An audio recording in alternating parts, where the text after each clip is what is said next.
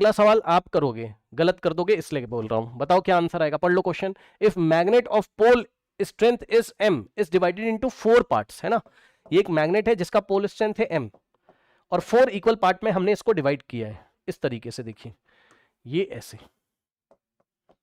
ठीक।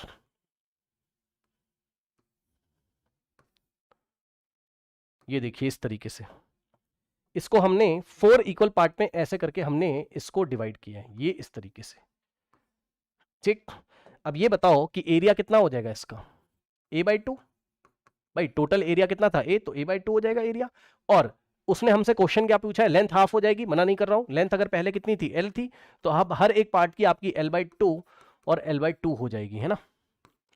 अब बच्चे आंसर क्या लगा के आएंगे, बच्चे निकाल देंगे ऐसे, capital M is equal to बोलेंगे मैग्नेटिक मोमेंट। ध्यान सुनिए बच्चे, क्वेश्चन ही नहीं पढ़ेंगे एग्जाम में।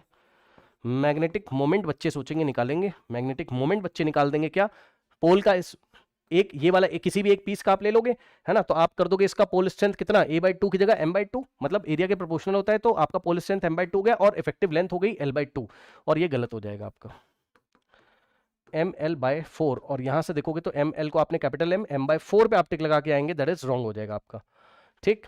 उसने मैग्नेटिक मोमेंट नहीं पूछा था, क्वेश्चन पढ़ो ध्यान से। उसने बोला था, पढ़ो ध्यान से, कह रहा if a magnet of pole strength is divided into 4 equal parts such that the length and width of each part is half, each part is half, मतलब लेंथ भी आपकी हाफ हो गई और विड्थ भी आपकी हाफ हो गई। विड्थ हाफ होने का मतलब है कि अगर टोटल विड्थ ये इस तरीके से b थी आपकी, ये b थी, तो ये भी b/2 हो गया और ये भी b/2 हो गया, है ना, ठीक। b/2 और ये भी हमारे पास b/2 हो गया, तो भाई एरिया कितना हो जाएगा, इस पीस का एरिया a/2 ही तो देगा, हाफ ही तो हो जाएगा, है ना, ठीक। चेक कर लो, लेंथ हो जाएगी इसकी कितनी, आपकी l/2 और विड्थ हो गई b/2, तो l/2 b/2 आपका हो जाएगा, एरिया हाफ हो जाएगा। मैं दिखा देता हूं एक चीज और करके, एरिया न्यू जो आएगा वो a/2 कैसे हुआ वो भी दिखा देता हूं, क्योंकि न्यू लेंथ कितनी हो गई l/2, न्यू ब्रेथ कितनी हो गई b/2, तो l इंटू बी ऊपर मिलेगा आपको और नीचे 2 इंटू 2 को हमने 2 और 1/2 इस तरीके से लिखा, ठीक। और यहां से अगर आप देखोगे तो l इंटू बी क्या था, ओरिजिनल एरिया था। 1 सेकेंड, कुछ गलती हो रही है क्या,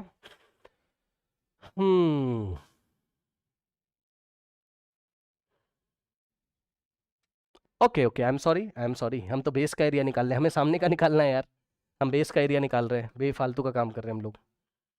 एरिया हाफ हो जाएगा, वो आंखों से दिखाई पड़ रहा है, वो आंखों से दिखाई पड़ रहा है, एरिया हमारे पास हाफ हो जाएगा, है ना, ठीक।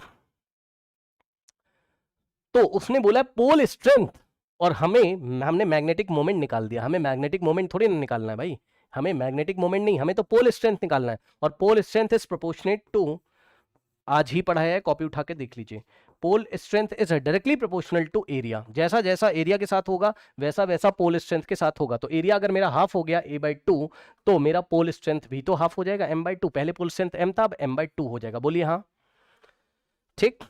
ये देखिए क्वेश्चन कितना जबरदस्त पूछा है बच्चे, m/8 या m/4 पता नहीं क्या करके आएंगे एग्जाम में, इसी पे टिक टिक करेंगे बच्चे गलती से। क्वेश्चन तो पढ़ लो क्या पूछा है, पोल स्ट्रेंथ स्मॉल m के बारे में पूछा है, and pole strength small m is directly proportional to area, small m is proportionate to area, ठीक।